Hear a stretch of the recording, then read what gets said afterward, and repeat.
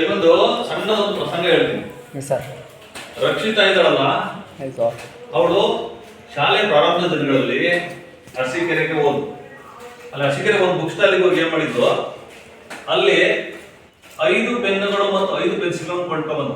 ಈ ವರ್ಷ ಪೂರ್ತಿ ಪದೇ ಪದೇ ನಾನು ಪೆನ್ನುಗಳು ಪೆನ್ಸಿಲ್ ಕೊಂಡ್ಕೊಂಡು ಬೇಡ, ಪೆನ್ ಬೇಕಾದ್ರೆ ಖಾಲಿ ಜಾಸ್ತಿ ತಗೊಂಡಾಯ್ತು, 2 ತಿಂಗಳು 3 ತಿಂಗಳಿಗೆ ಒಂದು 5 ಪೆನ್ಸಿಲ್ ತಗೊಂಡೋಗ್ಬಿಡೋಣ ಅಂತ ಹೇಳಿ ಹೇಳಿದ್ದು. ಒಂದು 5 ಪೆನ್ನು 5 ಪೆನ್ಸಿಲ್ಗಳನ್ನ ತಗೊಂಡು, ಆ 5 ಪೆನ್ನುಗಳು ಮತ್ತು 5 ಪೆನ್ಸಿಲ್ಗಳ ಒಟ್ಟು ಬೆಲೆ ಏನಂದ್ರೆ 5 ಪೆನ್ನು ಮತ್ತು 5 ಪೆನ್ಸಿಲ್ಗಳ ಒಟ್ಟು ಬೆಲೆ 70 ರೂಗಳಾಗಿತ್ತು.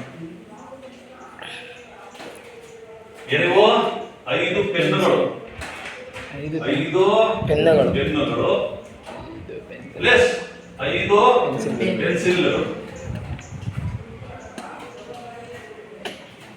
5 ಪೆನ್ನುಗಳು ಮತ್ತು 5 ಪೆನ್ಸಿಲ್ಗಳ ಒಟ್ಟು ಬೆಲೆ ಏನಾಗಿತ್ತು? 70 ರೂ ಆಗಿತ್ತು. ಹಾಗಾದ್ರೆ ಪೆನ್ನಿನ ಬೆಲೆ ಎಷ್ಟು, ಪೆನ್ಸಿಲಿನ ಬೆಲೆ ಎಷ್ಟು? ಪೆನ್ನಿನ ಬೆಲೆ 5 ರೂಪಾಯಿ. 70 ರೂಪಾಯಿ ಆಗ್ಬೇಕಂತಲ್ಲ ಆಯ್ತಾ? ಹ್ಞೂನಪ್ಪ, 2 ರೂ ಒಂದು ಮೊತ್ತ 70 ರೂಪಾಯಿ ಹೋಗುತ್ತೆ. 10 ರೂಪಾಯಿ ಒಂದು ಪೆನ್, 10 ರೂಪಾಯಿ ಪೆನ್ನು, 10 ರೂಪಾಯಿ ಒಂದು ಪೆನ್ನು, 10 ರೂಪಾಯಿಗೆ ಒಂದು ಪೆನ್ನು ಸಹ. ಪೆನ್ಸಿಲ್ 5 ರೂಪಾಯಿ, 10 ರೂಪಾಯಿ 5 ರೂಪಾಯಿ. ಇಲ್ಲ ಪೆನ್ಸಿಲ್ಗೆ 4 ರೂಪಾಯಿ ಸಹ. 4 ರೂಪಾಯಿ ಪೆನ್ಸಿಲ್ಗೆ 10 ರೂಪಾಯಿ. ಪೆನ್ಸಿಲ್ ಅಷ್ಟು ಪೆನ್ನು ಅಷ್ಟು 20 ಸಹ. 10 ರೂಪಾಯಿ ಪೆನ್ನಿಗೆ ಸಹ, ಒಂದೊಂದು ಪೆನ್ನಿಗೆ 10 ರೂಪಾಯಿ ಹಂಗೆ 50 ರೂಪಾಯಿ ಆಯಿತು ಸಹ. 5 ಪೆನ್ನಿಗೆ 5 ಪೆನ್ಸಿಲಿಗೆ 4 ರೂಪಾಯಿ, 4 5 20, 50 20 70 ಆತಲ್ಲ ಸರ್. ಸರ್ ಅಷ್ಟೇ ಗ್ಯಾರಂಟಿ ಅಷ್ಟೇನಾ? ನಾನು ಹೇಳ್ತೀನಪ್ಪ, ನಾನೇನು ಹೇಳ್ತಿದ್ರಲ್ಲಿ ಪೆನ್ಸಿಲಿನ ಬೆಲೆ ನೀನೇನು ಹೇಳ್ತಿದ್ಯಾ? ಹೇಳ್ತಿದ್ದೀಳು 5 ಇಂಟು 10 ಪ್ಲಸ್ ಹೌದಲ್ವಾ? 4 into 5 into 4, 5 into 10, 5 into 4. So ಇದು 50 ಪ್ಲಸ್ ಇದು 20, 70 ಆಯ್ತು. ನಾನು ಇನ್ನೊಂದು ಬೆಲೆ ಹೇಳ್ತೀನಿ. ನಾನೇನು ಹೇಳ್ತೀನಿ, ಪೆನ್ನಿಗೆ 8 ರೂಪಾಯಿ ಒಂದು ಪೆನ್ ಎಷ್ಟಪ್ಪ? 8 ರೂಪಾಯಿ. 5 ಪೆನ್ನಿಗೆ 8 ರೂಪಾಯಿ ಮತ್ತೆ 5 ಪೆನ್ನಿಗೆ 6 ರೂಪಾಯಿ. ಹೌದಾ? 8 ಐತ್ಲೆ 40 ಪ್ಲಸ್ 6 ಐತ್ಲೆ 30. ಎಷ್ಟಾಯ್ತು? 70. ಹಂಗಾಗೋದು ಸರ್. ಇದು ಸರಿನಾ? ಇದು ಸರಿ? ಎರಡು ಸರಿ, ಎರಡು ಸರಿನೇ ಸರ್. ಎರಡು ಸರಿನೇ ಸರ್. ಅದು ನಿಖರವಾದ ಬೆಲೆ ಗೊತ್ತಾಗಲ್ಲ ನಿಮಗೆ. ಹಂಗಂದ್ರೆ ಇದೆ ಸರ್, ಕೆಳಗಡೆ ಇದೆ. ಎಡಗಡೆ ಅದು 5 8 ಸರಿನಾ? ಇದು ಒಂದನೇ ಆಯ್ಕೆ, ಇದು ಎರಡನೇ ಆಯ್ಕೆ. ಇನ್ನು ಬೇರೆ ಆಯ್ಕೆ ಬೇಕಾದ್ರೆ ಯಾರು ಹೇಳ್ಬೋದು? 7 ರೂಪಾಯಿ. 7 ರೂಪಾಯಿ ಏನು? ಪೆನ್ನಿನ ಪೆನ್ನಿನ ಬೆಲೆ 7 ರೂಪಾಯಿ. ನೋಡೋಣ, ನಾನು ಹೇಳ್ತೇನೆ ಕರೆಕ್ಟ್ ಹೇಳ್ತೇನೆ. ಮೂರನೇ ಆಯ್ಕೆ 5 ರೂಪಾಯಿ, 5 ಇಂಟು 7. ಒಂದು ಪೆನ್ನಿನ ಬೆಲೆ 7 ರೂಪಾಯಿ. ಒಂದು ಒಳ್ಳೆ ಕ್ವಾಲಿಟಿ ಪೆನ್ಸಿಲ್ ತಗೊಂಡಾರೆ, ಅವಳ ಬೆಲೆ 7 ರೂಪಾಯಿ. ಅವಳ ಬೆಲೆ 7 ರೂಪಾಯಿ. 5 ಒಳ್ಳೆ 35 ಎಷ್ಟಾಯ್ತು? 70. ಇದು ಕೂಡ ಸರಿನೇ ಸರ್. ರಣಸ್ವಾಮಿ ಹೇಳಿದ್ರದು ಕೂಡ ಸರಿನೇ, ಹೌದಾ? ಶಂಕರ್ ಹೇಳಿದ್ದು ಕೂಡ ಸರಿನೇ, ನಾನು ಹೇಳಿದ್ದು ಕೂಡ ಸರಿ. 3 ಆಯ್ಕೆಗಳಲ್ಲಿ ಯಾವುದು ಸರಿ? ನಿಮ್ದೇ ಸರಿ ಸರ್. ನಿಮ್ದೇ ಸರಿ. ಇಲ್ಲಪ್ಪ, ಮೊದಲದೇ ಸರಿ ಅಂತ ನೀವು ವಾದ ಮಾಡೋದು, ನಾನು ಹೇಳಿಲ್ಲ ಅದೇ ಸರಿ ಅಂತ ನಾನು ವಾದ ಮಾಡೋದು. ನಿಖರವಾದ ಬೆಲೆ 8 ಸರ್. ನೀನು ಅದೇ ಸರಿ ಅಂತ ಅವನು ರಣಸ್ವಾಮಿ ಅಂತ ಇಲ್ಲ ಸರ್. ಹಾಗಾದ್ರೆ ರಕ್ಷಿತ ಕೇಳೋಣ. ರಕ್ಷಿತಾ, ನೀನು ತಂದಿದ್ದಲ್ವ ಪೆನ್ನು ಮತ್ತು ಪೆನ್ಸಿಲ್ಗಳು, ಇದರಲ್ಲಿ ನಿಖರವಾದ ಬೆಲೆ ಯಾವುದು? ಪೆನ್ನಿನ ಬೆಲೆ ಯಾವುದು, ಪೆನ್ಸಿಲಿನ ಬೆಲೆ ಯಾವುದು? ಹೇಳೋದು ರಕ್ಷಿತಾ. ನೀವು ಮುಂದ್ಗಡೆ ಬೆಂಚು ದೊರೆ, ಮೂರರಿಂದ ಸರಿ ಇದೆಯಾ? ಅಂದ್ರೆ ಪೆನ್ಸಿಲ್ ಬಹಳ ಒಳ್ಳೆ ಕ್ವಾಲಿಟಿ ಪೆನ್ಸಿಲ್ ತಂದಾಳೆ ಅಂತ, 7 ರೂಪಾಯಿ ಪೆನ್ಸಿಲ್ ತಂದಾಳೆ ಅಂತ. 5 ರೂಪಾಯಿ ಏನಪ್ಪಾ 7 ರೂಪಾಯಿ ಪೆನ್ಸಿಲ್ ತಂದಿರ್ಬೋದು ಅದಲ್ವಾ? ನಾನು ಹೇಳಿದ್ರಪ್ಪ, ಅವಳಿಲ್ಲ ಏನ ಎಂತ ಕೊಟ್ಟಣ ಪೆನ್ಸಿಲ್ ಅಲ್ಲ ಮುಕ್ಕಡ ಅಂತ ಏನ್ ಗೊತ್ತಾ? 12 ರೂಪಾಯಿ ಒಂದು ಪೆನ್ನಪ್ಪ. 5 ಪೆನ್ನಿಗೆ 12 ರೂಪಾಯಿ, ಹೌದಾ? ಮತ್ತು ಬರೀ 2 ರೂಪಾಯಿ ಒಂದು ಪೆನ್ಸಿಲ್ ತಗೊಂಡ್ರೆ, ಬರೀ 2 ರೂಪಾಯಿ ಪೆನ್ಸಿಲ್. ಅವಳೇನು ನಾವು ಒಳ್ಳೆ ಕ್ವಾಲಿಟಿ ಪೆನ್ ಕೊಡೋಣ, ಪೆನ್ಸಿಲ್ ಎಂತ ಕೊಡೋಣ ಅಂತಾಗೆ ಎಂತ ಅಂದು ಏನಾದ್ರು. ಇದು ಎಷ್ಟಾಯ್ತು? 60. ಇದು ಎಷ್ಟಾಯ್ತು? 70. ಯಾವ್ದು ಸರಿ? ಅದಲ್ವಾ? 5 ಈ ರೀತಿ ನೋಡ್ತಾ ಹೋದ್ರೆ ಏನಾಗುತ್ತೆ, ಅಲ್ಲಿ ಯಾವ್ದು ಆಯ್ಕೆ ಅಂತ ಗೊಂದಲ ಆಗ್ತಿದೆ, ಹೌದಲ್ವಾ? ಯಾವ್ದನ್ನ ಆಯ್ಕೆ ಮಾಡ್ತಾವ? ಈ ಕಥೆಗೆ ಒಂದು ಮುಕ್ತಾಯ, ಈ ಪ್ರಸಂಗಕ್ಕೆ ಒಂದು ಮುಕ್ತಾಯ ಸಿಗಲಿಲ್ಲ. ಈ ಮುಕ್ತಾಯ ಸಿಗ್ಬೇಕಂದ್ರೆ ನಾವೇನ್ ಮಾಡ್ಬೇಕು? ಈ ಪೆನ್ನುಗಳು ಮತ್ತು ಪೆನ್ಸಿಲ್ಗಳ ಬೆಲೆಯ ಇನ್ನೊಂದು ಸಂಬಂಧವನ್ನು ಹುಡುಕಬೇಕು. ಇನ್ನೊಂದು ಸಂಬಂಧವನ್ನ ಹುಡುಕ ಅದೇ ಇನ್ನು ಏನ್ ಸಂಬಂಧ ಅಂದ್ರೆ ಪೆನ್ನು ಮತ್ತು ಪೆನ್ಸಿಲ್ಗಳ ಸಂಖ್ಯೆಯನ್ನ ಹೆಚ್ಚು ಕಡಿಮೆ ಮಾಡಿ ಅವುಗಳ ಮೊತ್ತ ಎಷ್ಟಾಗುತ್ತೆ. ಪೆನ್ನು ಮತ್ತು ಪೆನ್ಸಿಲ್ಗಳ ಸಂಖ್ಯೆ ಹೆಚ್ಚು ಕಡಿಮೆ ಮಾಡಿ ಅವುಗಳ ಮೊತ್ತ ಎಷ್ಟಾಗುತ್ತೆ. ಈಗ ನಿಖರವಾದ ಬೆಲೆ ಗೊತ್ತಾಗಬೇಕಂದ್ರೆ ಅರ್ಥಾತ್ ತಾನೆ. ಅದಕ್ಕೆ ಅವ್ರು ಏನ್ ಮಾಡ್ತಾರೆ, ಅವ್ರು ಹೇಳ್ತಾರೆ ಒಂದು ಪೆನ್ನು ಮತ್ತು ಒಂದು ಪೆನ್ಸಿಲಿನ ಬೆಲೆ 15 ರೂಪಾಯಿ ಸರ್ ಅಂತ. ಏನಮ್ಮ ಅಲ್ಲಮ್ಮ ಅದಕ್ಕೆ ಅಷ್ಟೊಂದು ಕೊಟ್ಟಿಲ್ಲ, ಯಾವ್ದಕ್ಕೆ ಎಷ್ಟು ಅಂದ್ರೆ ನೋಡಿ ಸರ್, ಒಂದು ಪೆನ್ನು ಮತ್ತು ಒಂದು ಪೆನ್ಸಿಲಿನ ಬೆಲೆ 15 ರೂಪಾಯಿ ಅಂತ. ಏನಂತಾರೆ, ಒಂದು ಪೆನ್ನು ಮತ್ತು ಒಂದು ಪೆನ್ಸಿಲಿನ ಬೆಲೆ, ಒಂದು ಪೆನ್ನು ಪ್ಲಸ್ ಒಂದು ಪೆನ್ಸಿಲಿನ ಒಟ್ಟು ಬೆಲೆ ಇದು 15 ರೂಪಾಯಿ. ಎಷ್ಟು ಅಂತಾರೆ? 15 ರು. 15 ರು ಸಾರಿ 14 ರು ಅಂತ. ಎಷ್ಟು ಅಂತಾರೆ? 14 ರು. ಒಂದು ಪೆನ್ನು ಮತ್ತು ಒಂದು ಪೆನ್ಸಿಲ್ ಬೆಲೆ ಎಷ್ಟು ಅಂತಾರೆ ಸರ್? 14 ರೂಪಾಯಿ ಸರ್. ಒಂದು ಜೊತೆಗೆ 14 ರೂಪಾಯಿ, ಹಂಗೆ 5 ಜೊತೆ ತಂದಿದ್ದೀನಿ, 5 ಪೆನ್ನು 5 ಪೆನ್ಸಿಲ್ ಬೆಲೆ ತಂದಿದ್ದೀನಿ.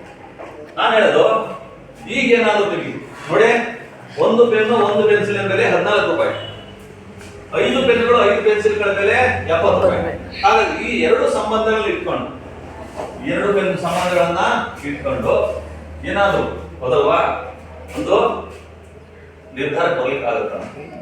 ಈಗ ನೋಡಿ, ಈಗ ಇಲ್ಲಿ ಎರಡು ಸಂಬಂಧಗಳು ಹೆಂಗಪ್ಪ ಅಂದ್ರೆ, ನಾನು ಏನ್ ಹೇಳ್ತೀನಿ, ಪೆನ್ನಿನ ಬೆಲೆ ಎಕ್ಸ್ ಆಗಿರಲಿ, ಪೆನ್ನಿನ ಬೆಲೆ ಏನಾಗಿರ್ಲಿ ಎಕ್ಸ್ ಆಗಿದೆ. ಹೌದಾ? ಪೆನ್ಸಿಲಿನ ಬೆಲೆ ದೂರ ಹೇಳಿ. ಪೆನ್ಸಿಲಿನ ಬೆಲೆ ವೆರಿ ಗುಡ್. ಕಳೆದ ವರ್ಷ ನೀವು ಎರಡು ಚರಾಕ್ಷರಗಳ ರೇಖಾತ್ಮಕ ಸಮೀಕರಣಗಳು ಒಂದೇ ಒಂದು ಓದಿದ್ದೀರಿ. ಈ ವರ್ಷ ಜೋಡಿಗಳು. ಈ ವರ್ಷ ಏನು ಜೋಡಿಗಳು. ಪೆನ್ಸಿಲಿನ ಬೆಲೆ ವೈ ಆಗಿದೆ, ಪೆನ್ಸಿಲಿನ ಬೆಲೆ ವೈ ಆಗಿದೆ. ಹಾಗಾದ್ರೆ ಈ ಎರಡು ಸಂಬಂಧಗಳ ಪ್ರಕಾರ ಈ ಎರಡು 5x plus 5y = 70. 5x plus 5y = 70. 1x plus 1y = ಎಷ್ಟು? 14. 1x plus 1y = 14. ಹಾಗಾದ್ರೆ ನಾವು ಪೆನ್ನು ಮತ್ತು ಪೆನ್ಸಿಲ್ಗಳ ಬೆಲೆ ಕಂಡುಹಿಡಿಯುವುದು ಹೇಗೆ? ಅರ್ಥ ಆಗ್ತಿಲ್ಲ?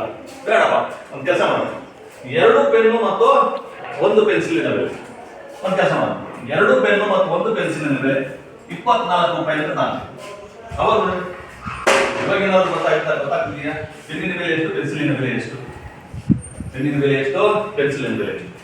ನೋಡಿ, ಕೇವಲ ಮೊದಲ ಇದೊಂದು ಸಂಬಂಧ ಇದೆಯಲ್ಲ, 5 ಪೆನ್ನುಗಳು ಮತ್ತು 5 ಪೆನ್ಸಿಲ್ಗಳು. ಇಲ್ಲಿ ಆಯ್ಕೆಗಳು ಹಲವಾರು ಆಯ್ಕೆಗಳಿಗೆ ಅವಕಾಶ ಇತ್ತು. ಬಟ್ ಇವೆರಡನ್ನು ಒಟ್ಟಿಗೆ ತಗೊಂಡಾಗ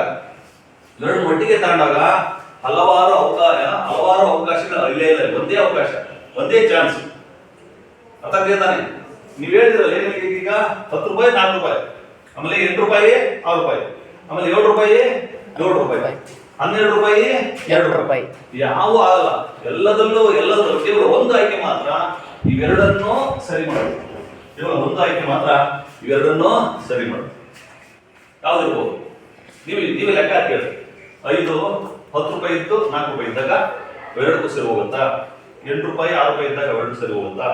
ಸ್ವಲ್ಪ ನೋಡಿ, ನೀವೇ ಬಂದು 7 ರೂಪಾಯಿ ಯಾವ್ದು ಸರಿ ಹೋಗುತ್ತೆ ನೋಡಿ. ಇನ್ನೊಂದು ನೀವು ಪ್ರಯತ್ನವನ್ನು ಮಾಡ್ರಿ. ನಿಮ್ಮ ಆ ಬೆಲೆಗಳನ್ನು ಹಾಕ್ರಿ ಅಲ್ಲಿಗೆ. ಹೌದಪ್ಪ, ಫಸ್ಟ್ನೇ ಬೆಲೆ ಇದೆಯಲ್ಲಪ್ಪ, 5 ಪೆನ್ನು 5 ಪೆನ್ಸಿಲ್ ಬೆಲೆ ಅಂತೇಳಿ ಇದಕ್ಕೆ 70 ರೂಪಾಯಿ ಬಂದ್ಬಿಡಿತಲ್ಲ. ಹಂಗೆ ಎರಡು ಪೆನ್ನಿಗೆ 10 ರೂಪಾಯಿ ಬೆಲೆನ, ಒಂದು ಪೆನ್ನಿಗೆ ಒಂದು ಪೆನ್ಸಿಲ್ 4 ರೂಪಾಯಿ ಬೆಲೆ ಹಾಕಿ ನೋಡಿ, ಬರುತ್ತೆ 24 ಬರುತ್ತೆ ನೋಡಿ.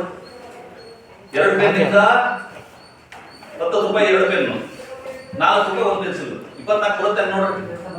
ಬರುತ್ತೆ ನೋಡ್ತಾರೆ, ಬರುತ್ತೆ. ಈಗ ಗೊತ್ತಾ, ಈ ಮೊದಲೇ ಆಯ್ಕೆ ಇದೆಯಲ್ಲಪ್ಪ, 10 ರೂಪಾಯಿ ಪೆನ್ನು 4 ರೂಪಾಯಿ ಪೆನ್ಸಿಲ್ ಇದೆಯಲ್ಲ, ಅದು ಬರುತ್ತೆ ನೋಡಿ.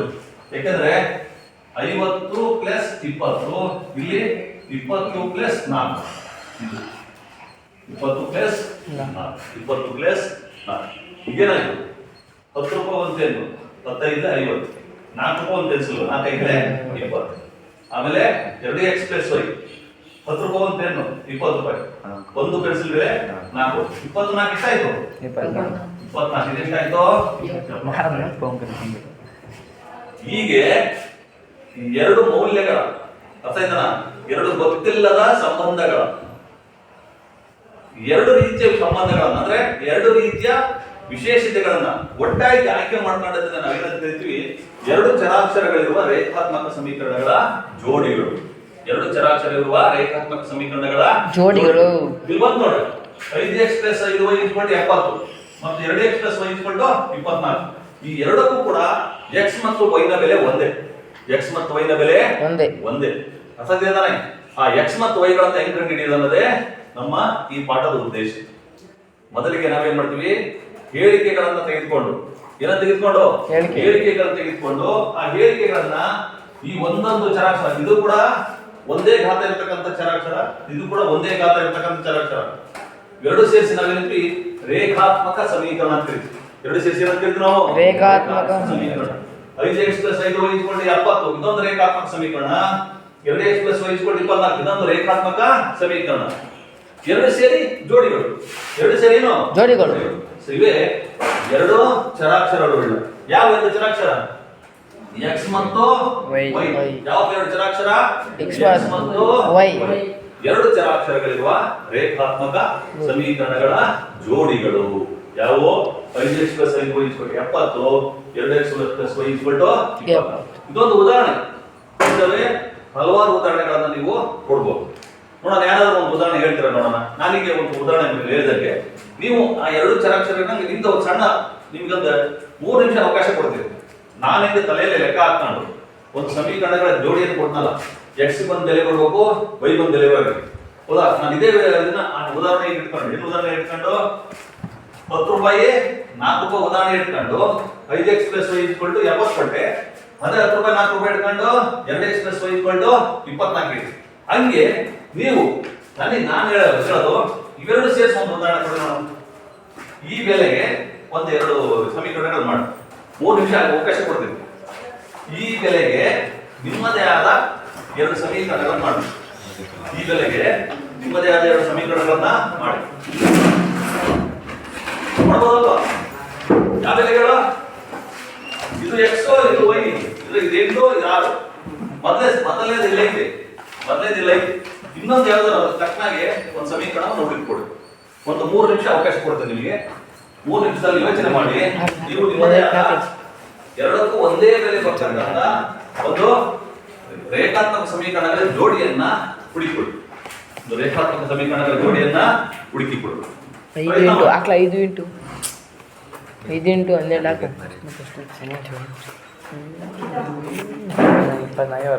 ಇದು ಒಂದೊಂದು ಆಗಿರಲಿ. ಇದೇ 5x + 5y = 70 ಆಗಿರಲಿ. ಇದಕ್ಕೆ ಹೊಂದಿಕೆ ಆಗುವಂಗೆ ಎರಡನೇ ಬೇರೆ ಏನಾದ್ರು ಬರೀಬೇಕು. ಅಂದ್ರೆ ಎಲ್ಲರೂ ಇದಾಗು ಹೇಳೋದು ಗೊತ್ತಾಗ್ತಿದೆಯಲ್ಲ? 24 ಪಾಸ್ ಮಾಡಿಲ್ಲ ಮತ್ತೆ ಯಾವ್ದಾದ್ರು ಸಮೀಕರಣ ನೋಡೋದು ಹೇಳಿ. ಮನಸ್ಸು ಮಾಡ್ಬೋದು, ಹೇಳ್ಬೋದು. ನಾನು ಹೆಂಗಲ್ಲಿ ಬಾಯಲ್ಲಿ ಲೆಕ್ಕ ಮಾಡಕ್ಕೆ ಹಂಗೆ ನೀವು ಸಮಯ ಕೊಡಿ. 3 ನಿಮಿಷ ಅದಲ್ವ? ಇದು common. 5x + 5y = 70. 5x + 5y = 70. ಹಾಗೆ 8 ಮತ್ತು 6 ಇದೆಯಲ್ವಾ? ಇದೇ ಬೆಲೆಗೆ ಇನ್ನೊಂದು ಯಾವ್ದೋ ಒಂದು ಸಮೀಕರಣ ಅಂದ್ರೆ ಅದನ್ನೇ ಬರ್ಕೊಳ್ಬೇಕು. 2x + y 2y = 1y ಎಷ್ಟಾಗುತ್ತೆ ಅವಾಗ? 2x + 1y ಎಷ್ಟಾಗುತ್ತೆ? 20 ನಾವು 2x + 1y ಎಷ್ಟಾಗುತ್ತೆ? 2 8 16 y ಎಷ್ಟು? 6 16 22 ಒಂದು ಇನ್ನೊಂದು ಸಮೀಕರಣ 70 ಸರಿ ತಾನೆ? ಸರಿಯಾಗಿದೆ ತಾನೆ? ಇಂಥವ್ರಿಗೆ ನಾವೇನಿರ್ತೀವಿ ರೇಖಾತ್ಮಕ ಸಮೀಕರಣಗಳ ಜೋಡಿಗಳು. ಯಾವುದೋ ಒಂದು ಬೆಲೆಯ ಎರಡು ಬೇರೆ ಬೇರೆ ಸಂಬಂಧಗಳನ್ನು ತಿಳಿಸ್ತಕ್ಕಂತಹ ಹೇಳಿಕೆಗಳನ್ನ ನಾವೇನ್ ಮಾಡಬಹುದು? ರೇಖಾತ್ಮಕ ಸಮೀಕರಣಗಳ ಜೋಡಿಗಳಾಗಿ ಪರಿವರ್ತಿಸಬಹುದು. ಇವನ್ನೇ ನಾವಂತೀವಿ ರೇಖಾತ್ಮಕ ಸಮೀಕರಣಗಳ ಜೋಡಿಗಳು. ಚರಾಕ್ಷರಗಳು ಎಷ್ಟಿರ್ತವೆ? ಎಷ್ಟು ಚರಾಕ್ಷರಗಳಿದ್ದಾವೆ? ಈ ಕೊಟ್ಟಿರ್ತಕ್ಕಂಥ ಹೇಳಿಕೆ ಎಷ್ಟಿದೆ ಚರಾಕ್ಷರ? x ಮತ್ತು y 2. ಆ ಎರಡು ಚರಾಕ್ಷರಗಳು ಯಾವ್ಯಾವು? x ಮತ್ತು y. x ಮತ್ತು y. ಆಯ್ತಾ? ಈ ಒಂದು ಹೇಳಿಕೆ ಹೇಳ್ತೀನಿ, ಬರ್ಕಲಿ ಹೇಳಿ. ಹಾಕಳಿ ಒಂದು ಹೇಳಿಕೆ.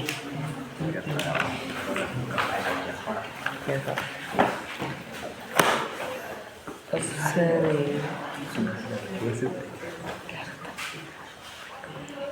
ಹಾಂ ಹೌದು ಹೌದು ಅದೇ ಅದೇ ಅದೇ ಕರೆಕ್ಟ್ ಕರೆಕ್ಟು.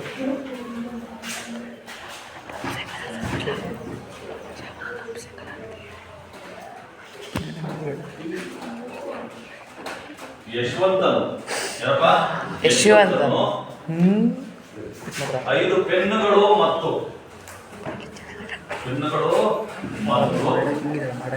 5 ಪೆನ್ಸಿಲ್ಗಳಿಗೆ 5 ಪೆನ್ಸಿಲ್ಗಳಿಗೆ ಒಟ್ಟು 70 ರು ಕೊಟ್ಟನು. ಒಟ್ಟು 70 ರು ಕೊಟ್ಟನು.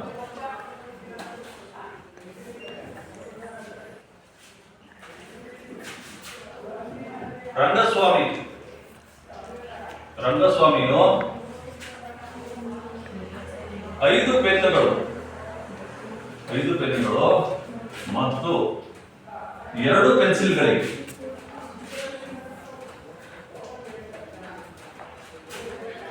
58 ರೂಗಳನ್ನು ಕೊಟ್ಟನು.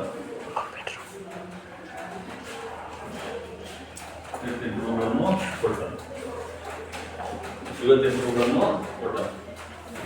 ಹಾಗಾದರೆ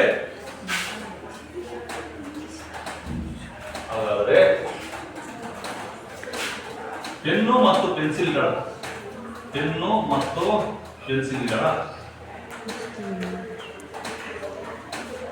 ಬೆಲೆ ಎಷ್ಟು? ಪೆನ್ನು ಮತ್ತು ಪೆನ್ಸಿಲ್ಗಳ ಬೆಲೆ ಎಷ್ಟು? ಇಲ್ಲಿ ಏನಾಗಿದೆ? ಯಶವಂತನು ಅದೇ ಕ್ವಾಲಿಟಿ ಪೆನ್ನು ಅದೇ ಕ್ವಾಲಿಟಿ ಪೆನ್ಸಿಲ್ ತಗೊಂಡಾನೆ.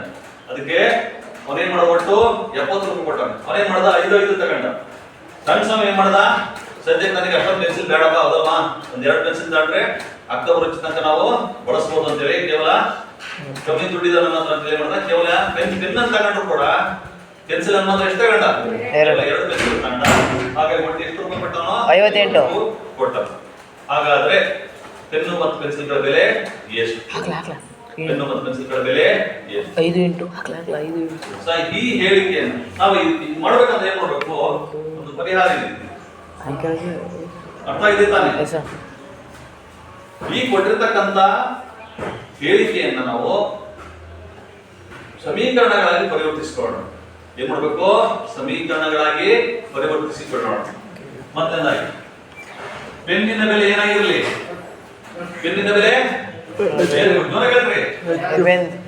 X ಆಗಿರಲಿ. ಪೆನ್ಸಿಲ್ X ಆಗಿರಲಿ. ಪೆನ್ಸಿಲಿನ ಬೆಲೆ Y ಆಗಲಿ.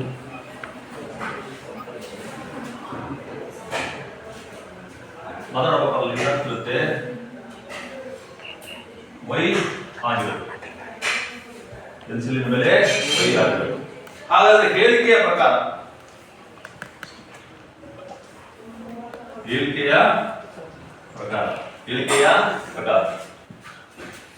5x plus 5y = 70. 5x plus 2y = ಎಷ್ಟು? Very good, 58. 5x plus 2y = 58.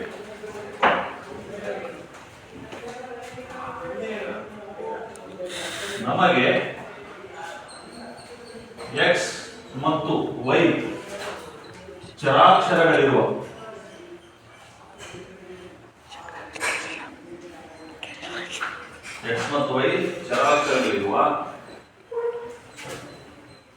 ರೇಖಾತ್ಮಕ ಸಮೀಕರಣಗಳು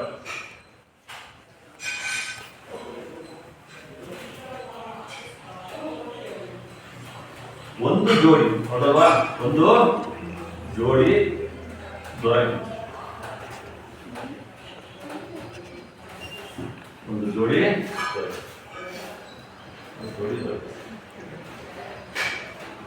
ಅಲ್ಲಿ ಹೋಗ್ಬೇಕು.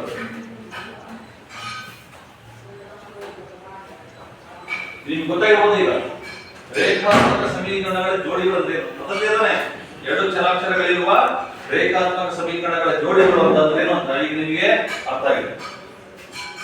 2 ಬೇರೆ ಬೇರೆ ಬೆಲೆಗಳ ಬೇರೆ ಬೇರೆ ಸಂಬಂಧಗಳನ್ನು ತಿಳಿಸ್ತಕ್ಕಂಥ ಹೇಳಿಕೆಯನ್ನ ನಾವು ಈ ರೀತಿ ಪರಿವರ್ತನೆ ಮಾಡಬಹುದು. ಅದೇ ಒಂದು ಚರಾಚರವುಳ್ಳ ರೇಖಾತ್ಮಕ ಸಮೀಕರಣ.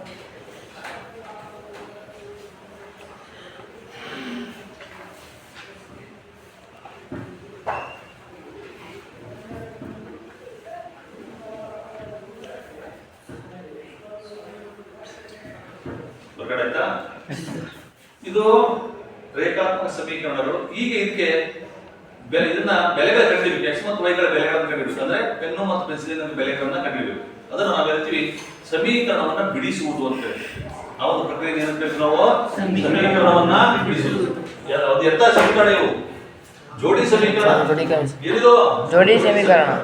ಸೊ ಜೋಡಿ ಸಮೀಕರಣ ಬಿಡಿಸುವುದು ಇಷ್ಟೇ ಡಿ ಬರ್ಬೇಕು. ಅದ ಕೆಳಗೆ ಇಲ್ಲ ನಿಮ್ ಜಾಗ ಇಲ್ಲ ಅಂತ ಮೊತ್ತ ಬರೀತೇನೆ. ನೀವೇನ್ ಮಾಡ್ಬೇಕು? ಕೆಳಗೆ ಬರ್ಬೇಕು. ಜೋಡಿ ಸಮೀಕರಣ ಬಿಡಿಸುವುದು.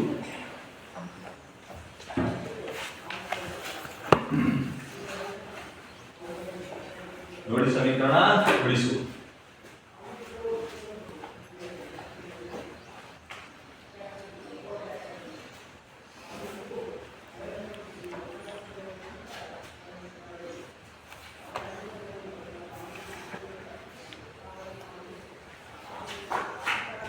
ನೋಡಿ, ಈಗ ಪೆನ್ನು ಮತ್ತು ನಿಮ್ಮ ನೋಟ್ಬುಕ್ ಎಲ್ಲದನ್ನು ನೋಟ್ಬುಕ್ ಪೆನ್ ಇಟ್ಟು ಬಿಟ್ಟಿಟ್ಟು ಈ ಗಮನ ಏನಾಗಿದೆ, ನಾನು ಏನ್ ಪ್ರಕ್ರಿಯೆ ಮಾಡ್ತೀನಿ ಅಂತ ಗಮನ ಇರ್ಬೇಕು. ಬೇಗ ಬರ್ಕೊಳಕ್ ಹೋಗ್ಬೇಡ್ರಿ. ಪದೇ ಪದೇ ಏನ್ ಮಾಡ್ತೀನಿ ನೀವು? ಬೇಗ ಬರ್ಕೊಂಡು ಬೇಗ ಸುಟ್ಕೋಬೇಕು. ಪಕ್ಕಕ್ಕೆ ಏನ್ ಮಾಡ್ಬೇಕು? ತಿದ್ದೆ ಮಾಡಿ ಸುಟ್ಕೋಬೇಕು. ಅದ್ ಮಾಡಬೇಡ್ರಿ. ಈ ಕಡೆ ಗಮನ ಕೊಡು. ನಾನು ಪದೇ ಪದೇ ಹೇಳ್ತೀನಿ, ಗಣಿತ ಒಂದು ವಿಷಯ ಅಲ್ಲ, ಗಣಿತ ಒಂದು ಪ್ರಕ್ರಿಯೆ. ನಾನು ನಿಮ್ಗೆ ಹೇಳ್ತೀನಿ, ಅರ್ಥ ಆಗ್ತಿದ್ದಾನೆ? ಗಣಿತ ಒಂದು ವಿಷಯ ಆಗಲಿಕ್ಕೆ ಸಾಧ್ಯ ಇಲ್ಲ. ಯಾಕಂದ್ರೆ ಕೋಟ್ಯಾನುಕೋಟಿ ಸಂಖ್ಯೆಗಳಿದಾವೆ. ಹಾಗಾಗಿ ನಾವೇನ್ ಮಾಡ್ಬೋದು? ಕೋಟ್ಯಾನುಕೋಟಿ ಸಮೀಕರಣಗಳನ್ನ ರಚಿಸಬಹುದು. ಆ ಕೋಟ್ಯಾನುಕೋಟಿ ಸಮೀಕರಣಗಳನ್ನ ನೆನ್ಪಿಡ್ಕೊಳಕ್ಕಾಗಲ್ಲ. ಕೋಟ್ಯಾನುಕೋಟಿ ಸಂಖ್ಯೆಗಳನ್ನ ಬೆಲೆಗಳನ್ನ ನೆನ್ಪಿಡ್ಕೊಳ್ಳಿಕ್ಕೆ ಆಗಲ್ಲ. ಆದ್ರೆ ಯಾವ ಪ್ರಕ್ರಿಯೆನ ನಾನು ಮಾಡ್ತೀನಲ್ಲ, ಆ ಪ್ರಕ್ರಿಯೆನ ನೆನ್ಪಿಡ್ಕೋಬೇಕು. ಆ ಪ್ರಕ್ರಿಯೆಯ ಮೂಲಭೂತ ಅಂಶಗಳು ಯಾವಪ್ಪ ಅಂದ್ರೆ ಕೂಡುವುದು, ಕಳೆಯುವುದು, ಗುಣಿಸುವುದು, ಭಾಗಿಸುವುದು. ಆ ನಾಲ್ಕೇ ಪ್ರಕ್ರಿಯೆಗಳನ್ನ ಆಧರಿಸಿ ನಾನೇನ್ ಮಾಡ್ತೀನಿ? ಒಂದು ಸಮಸ್ಯೆಯನ್ನ ಬಿಡಿಸ್ತೀನಿ. ಅಥವಾ ನಾನು ಇನ್ನು ಬೇರೆ ಏನು ಮಾಡೋದಿಲ್ಲ. ಇಲ್ಲಿ ಕೂಡೋದು, ಕಳೆಯೋದು, ಗುಣಿಸೋದು, ಭಾಗಿಸೋದು, ಇಷ್ಟೇ ಕೆಲಸ ಮಾಡೋದು. ಈಗ ನೋಡ್ರಿ ಗೊತ್ತಾಗುತ್ತೆ. ಎಲ್ಲಾ ಪ್ರಕ್ರಿಯೆ ಬರ್ತಾವೆ. ಕೂಡುವುದು, ಕಳೆಯುವುದು, ಗುಣಿಸುವುದು, ಭಾಗಿಸುವುದು ಎಲ್ಲವೂ ಬರ್ತವೆ. ಈ ಒಂದು ಸಮೀಕರಣವನ್ನ ಬಿಡಿಸ್ತೀವಿ. ಸೊ ಯಾವ ಮೊದಲು ಮಾಡಬೇಕು, ಯಾವ ನಂತರ ಮಾಡಬೇಕು, ಅದನ್ನ ಯಾಕೆ ಮಾಡಬೇಕು ಅನ್ನೋದನ್ನ ತಿಳ್ಕೋಬೇಕು ಅಷ್ಟೇ. ಅಷ್ಟು ತಿಳ್ಕೊಂಡ್ಬಿಟ್ರೆ ನೀವಿಂತ ನೂರಾರು ಸಮೀಕರಣಗಳ ಜೋಡಿಗಳನ್ನು ಕೊಟ್ಟರು ನೀವೇನ್ ಮಾಡ್ಬೋದು? ಸುಲಭವಾಗಿ ಲೆಕ್ಕವನ್ನ ಬಿಡಿಸ್ಬೋದು. ಈಗ ನಾನು ಏನ್ ಮಾಡ್ತೀನಿ? ಕೊಟ್ಟಿರ್ತಕ್ಕಂತಹ 5x ಪ್ಲಸ್ 5y ಇಸ್ಕೊಂಡು ಎಷ್ಟು? 70. Very good. 70. ಚೆನ್ನಾಗಿದೆ. ಸ್ವಲ್ಪ ಜೋರ್ ವಾಯ್ಸಲ್ಲಿ ಹೇಳ್ರಿ. ಮೊದಲನೇ ಸಮೀಕರಣ ಏನು? 5x ಪ್ಲಸ್ 5y ಇಸ್ಕೊಂಡು 70. ಎರಡನೇ ಸಮೀಕರಣ 5x ಪ್ಲಸ್ 2y ಇಸ್ಕೊಂಡು 58. ನಾವೇನ್ ಮಾಡ್ಬೇಕು? ಈಗ ಏನ್ ಮಾಡ್ಬೇಕಂದ್ರೆ ಮೊದಲ ರೇಖಾತ್ಮಕ ಸಮೀಕರಣದಿಂದ, ಈ ಜೋಡಿಯಲ್ಲಿ ಮೊದಲ ರೇಖಾತ್ಮಕ ಸಮೀಕರಣದಿಂದ ಎರಡನೇ ರೇಖಾತ್ಮಕ ಸಮೀಕರಣವನ್ನ ಕಳೆಯಬೇಕು. ಪ್ರತಿ ಸಲ ನೀವು ಮಾಡ್ಬೇಕಪ್ಪ ಅಂತ ಪ್ರತಿ ಸಲ ನೀವು ಮಾಡ್ಬೇಕಾಗಿಲ್ಲ. ಬಟ್ ಈ ಸಂದರ್ಭದಲ್ಲಿ ಮಾತ್ರ ನಾವೇನ್ ಮಾಡ್ಬೇಕು? ಕಳೆಯಿರಿ. ಏನ್ ಮಾಡ್ಬೇಕು? ಕಳೆಯಿರಿ. ಯಾವ್ದನ್ನ ಯಾವ್ದು ಕಳೆಯೋದು? ಸೊ ಮೇಲಿನ ರೇಖಾತ್ಮಕ ಸಮೀಕರಣದಿಂದ ಕೆಳಗಿನ ರೇಖಾತ್ಮಕ ಸಮೀಕರಣವನ್ನ ಕಳೆಯಿರಿ ಅಂತ ನೀವೇನ್ ತಲೆಗಿಸ್ಕೊಂಡು ಏನ್ ಮಾಡ್ಬೇಕು ಗೊತ್ತಾ?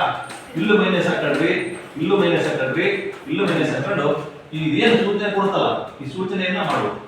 ಯಾಕೆ ಇದು ಮಾಡ್ಬೇಕಂತ ಹೇಳ್ತೀನಿ ಅಂದ್ರೆ, ನಾವು ಕಳೆಯಿರಿ ಅಂದ್ರೂ ಕೂಡ ಅಕಸ್ಮಾತ್ ಏನಾದ್ರು ಇಲ್ಲಿ ಮೈನಸ್ ಇತ್ತಪ್ಪ ಅಂದ್ರೆ ಅದು ಪ್ಲಸ್ ಆಗುತ್ತೆ.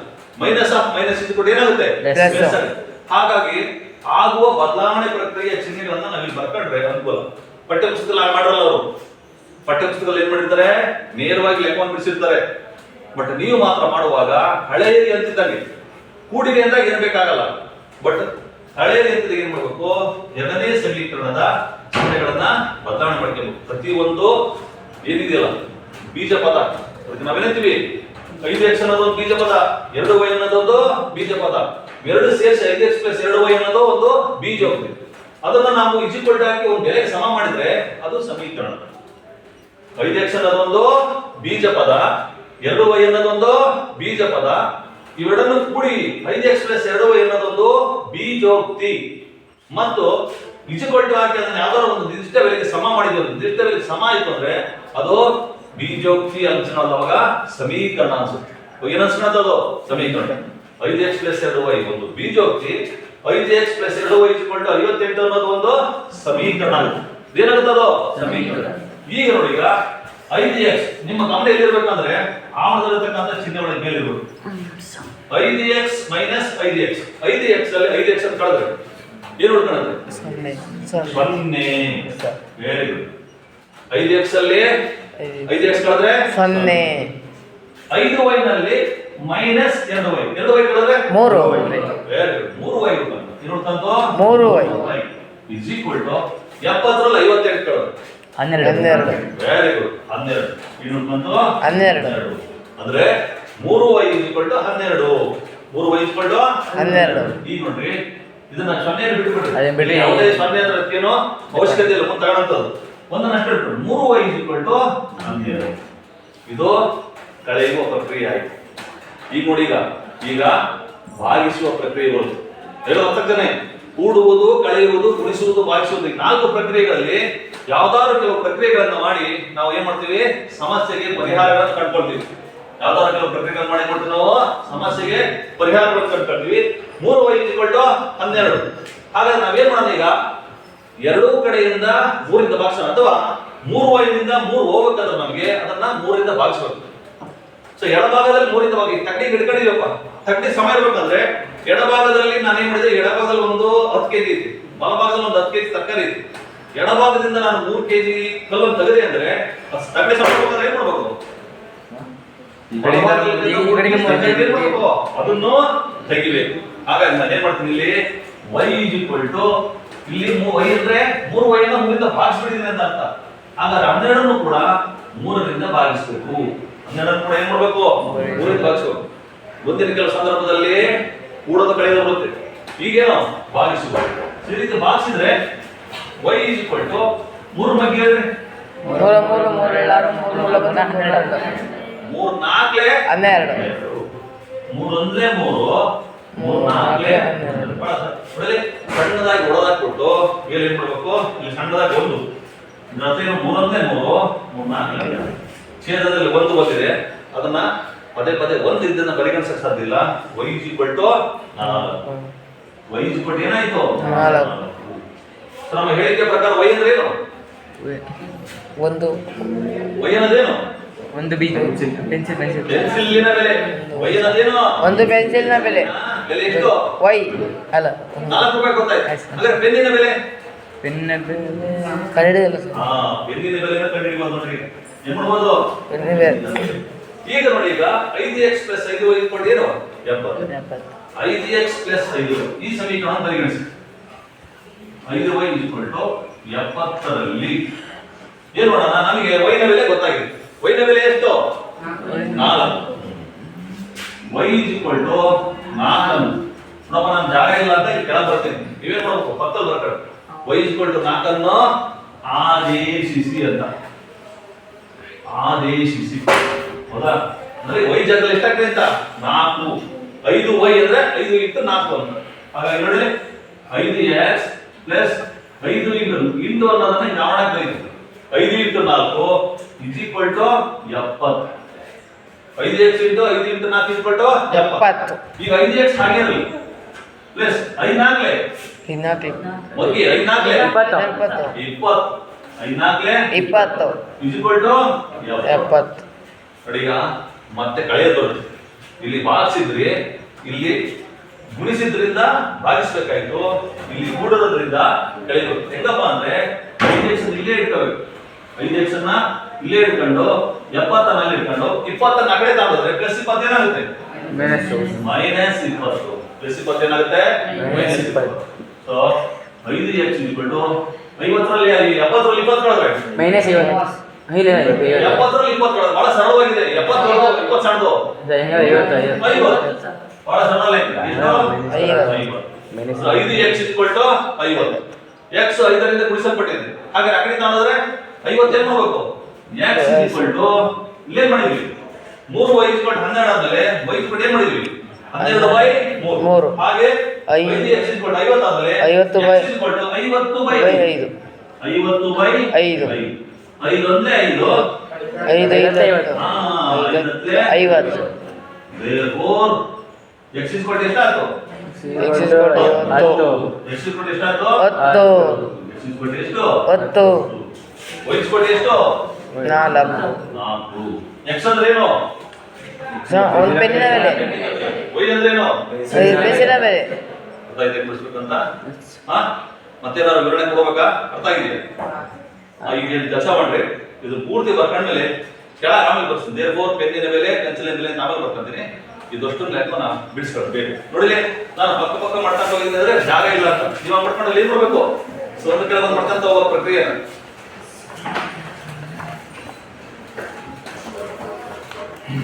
ಸ್ವಲ್ಪ ವೇಗವಾಗಿ ಬರ್ಕೊಳ್ರಿ.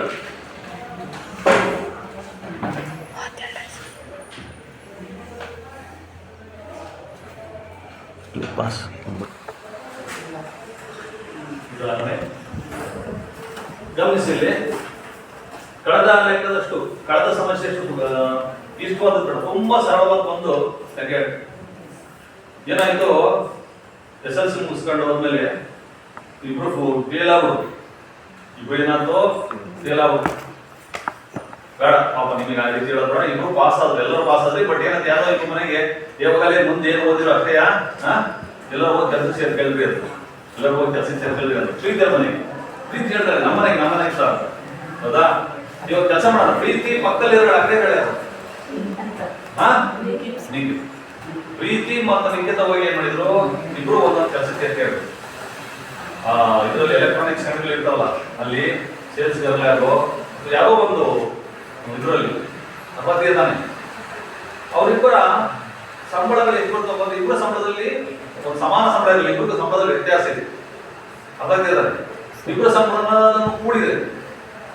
ಪ್ರೀತಿ ಮತ್ತು ಲಿಖಿತಳ ಸಂಬಳವನ್ನ ಕೂಡಿದ್ರು. ಎಲ್ಲ ಬರ್ತೇನೆ 18,000 ರೂಪಾಯಿ ಆಗುತ್ತೆ.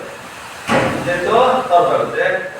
ಅವರಿಬ್ಬರ ಸಂಬಳಗಳನ್ನ ವ್ಯತ್ಯಾಸ ತೆಗೆದುಕೊಂಡ್ರೆ 2,000 ರೂಪಾಯಿ ಆಗುತ್ತೆ. ಸಂಬಳದ ವ್ಯತ್ಯಾಸ ಆಗುತ್ತೆ. ಯಾರಿಗೆ ಎಷ್ಟು ಅಂತ ಗೊತ್ತಿಲ್ಲ. ಒಟ್ಟಿಗೆ ಇದೆ ಇಬ್ಬರಲ್ಲಿ ಇಬ್ಬರ ಸಂಬಳದ ಮೊತ್ತ ಅರ್ಥ ತಿಳಿದಾನೆ 18,000 ರೂಪಾಯಿ. ಇಬ್ಬರ ಸಂಬಳದ ವ್ಯತ್ಯಾಸ 2,000 ರೂಪಾಯಿ. ಹಾಗಾದ್ರೆ ಅವರಿಬ್ಬರು ತೆಗೆದುಕೊಳ್ಳುವ ಸಂಬಳ ಎಷ್ಟು? ಇದನ್ನೇ ನಾವೇನ್ ಮಾಡ್ಬೇಕು? ಒಂದು ಹೇಳಿಕೆ ರೂಪ ವ್ಯಕ್ತಪಡಿಸಬೇಕು. ಬಹಳ ಸರಳವಾದ ಲೆಕ್ಕ ಇದೆ. ಹೌದಲ್ವಾ? ಅಥವಾ ಸರಳವಾದ ಲೆಕ್ಕ ಹೇಳಿ 10 8 ಅಂತ ಹೇಳ್ತಾನೆ. ಇದನ್ನ ಹೆಂಗ್ ಕಂಡುಹಿಡಿಯೋದು? ಇದನ್ನ ನಾವು ಹೌದಲ್ವಾ ಬೀಜಗಣಿತೀಯವಾಗಿ ಹೆಂಗ್ ಕಂಡುಹಿಡಿಯೋದು? ಅದಕ್ಕೆ ನಾವು ಈಗ ಒಂದು ಬೀಜಗಣಿತೀಯ ಸಮೀಕರಣ ರಚನೆ ಮಾಡಿಕೊಂಡು ಆ ಪ್ರಕಾರ ಆಗ್ಲೇ ಹೆಂಗ್ ಬಿಡಿಸಿದ್ವಲ್ಲ ಹಂಗ್ ಬಿಡಿಸೋಣ. ಬಹಳ ಸರಳವಾಗಿ ಬಿಡಿಸೋಣ. ಅರ್ಥ ತಿಳಿದಾನೆ. ಈಗ ನಮ್ಮ ಮೊದಲಿಗೆ ಇಷ್ಟವಾದದ್ದನ್ನು ಮಾಡೋದನ್ನ ನಮಗೆ ತುಂಬಾ ಸರಳವಾಗಿ ಮೊದಲೇ ಉದಾಹರಣೆ ಬರ್ಕೊಳ್ಳಿ.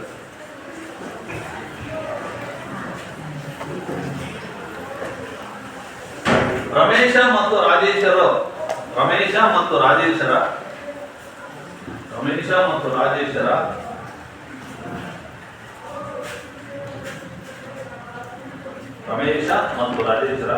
ಆದಾಯಗಳ ಮೊತ್ತ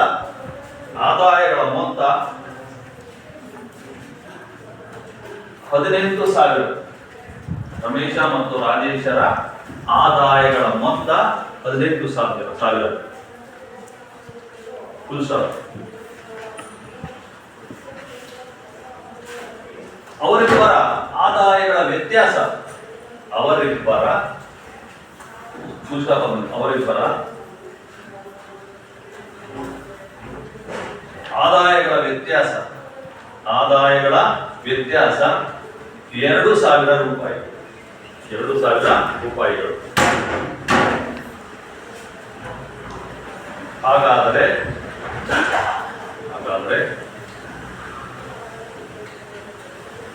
ರಮೇಶ ಮತ್ತು ರಾಜೇಶರ,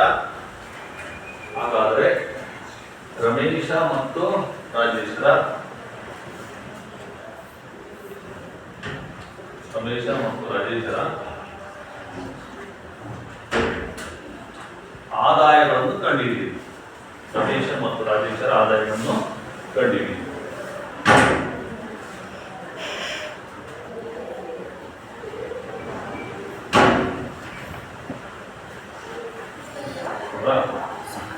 ನೋಡಿ, ಪರಿಹಾರವನ್ನು ಮುಗಿಸೋವರೆಗೂ ನೀವೇನ್ ಮಾಡ್ಬೇಕು, ನಿಮ್ಮ ಪೆನ್ನನ್ನ ನೋಟ್ಬುಕ್ ಒಳಗೆ ಇಟ್ಬಿಟ್ಟು, ಯಾಕಂದ್ರೆ ಮಧ್ಯೆ ಬರ್ಕೊಳಕ್ ಗಮನ ಹೋದ್ರೆ ಈಗ ಹೇಳಕ್ಕಾಗಲ್ಲ. ಈಗ ನಿಮಗೆ ಪ್ರಶ್ನೆಗಳನ್ನ ಕೇಳ್ಕೊಂತ ಹೋಗ್ತೀನಿ.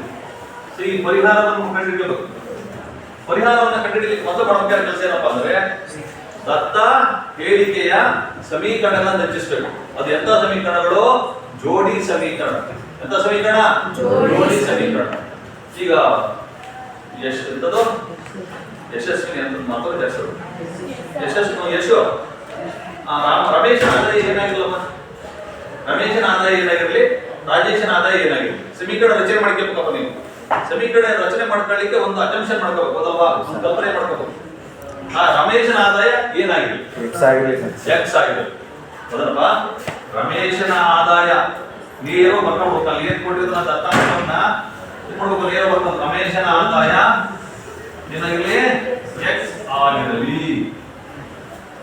ಹಾಗಾದ್ರೆ ರಾಜೇಶನ ಆದಾಯ ವೈ ಆಗಿದೆ, ಸರಳವಾಗ್ಲಿ ಅಂತ ನಾವು ರಾಜೇಶನ ಆದಾಯ ಏನಾಗಿರ್ಲಿ, ವೈ ಆಗಿರಲಿ, ವೈ ಆಗಿರಲಿ. ರಾಜೇಶನ ಆದಾಯ ವೈ ಆಗಿರಲಿ. ಹೇಳಿಕೆ ಪ್ರಕಾರ, ಯಾವ್ದು ಪ್ರಕಾರ? ಕೊಟ್ಟಿರ್ತಕ್ಕಂಥ ಹೇಳಿಕೆ ಪ್ರಕಾರ,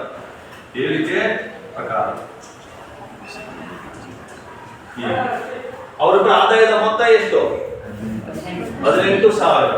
ಹಾಗಾಗಿ X plus Y equal to 18,000. ಈಗ ಎಕ್ಸ್ ಜಾಸ್ತಿ ಇಟ್ಕೊಳ್ಳೋಣ, ಎಕ್ಸ್ ಅನ್ನ ಏನ್ ಮಾಡೋಣ, ಜಾಸ್ತಿ ಇಟ್ಕೊಳ್ಳೋಣ. ಹಾಗಾದ್ರೆ X minus Y equal to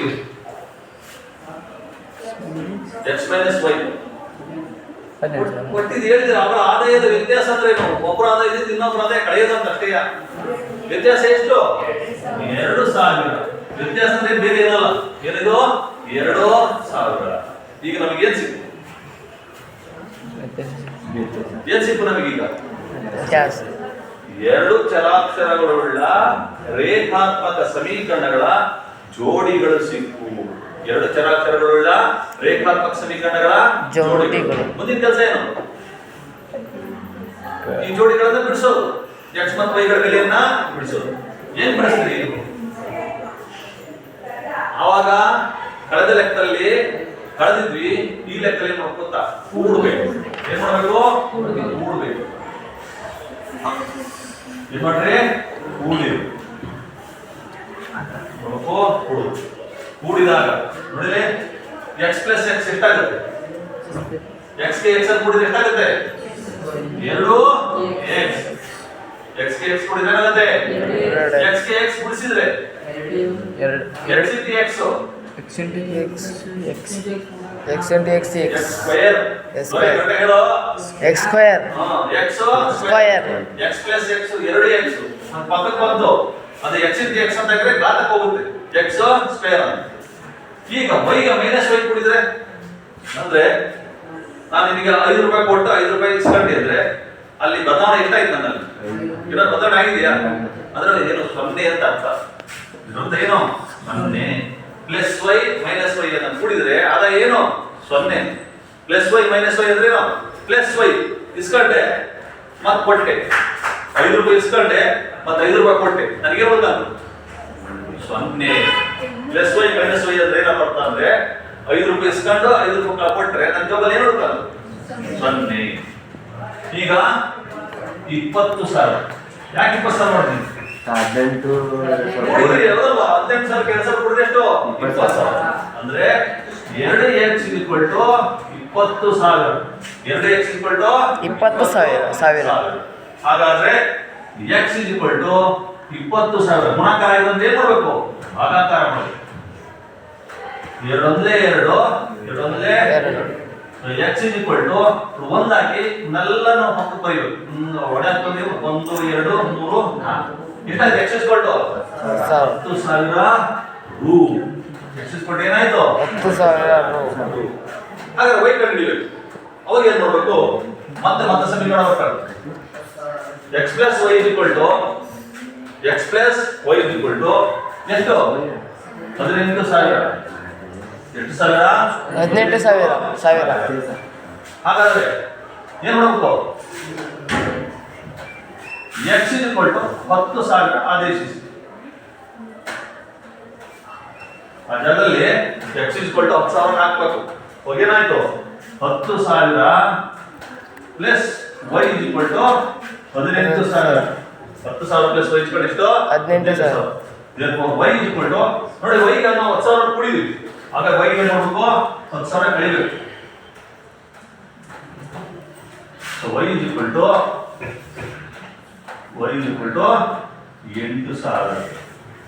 18,000 10,000 ಎಷ್ಟು? 8,000. ಹಾಗಾದ್ರೆ ರಾಜೇಶನ ಆದಾಯ ಎಷ್ಟು? 2,000.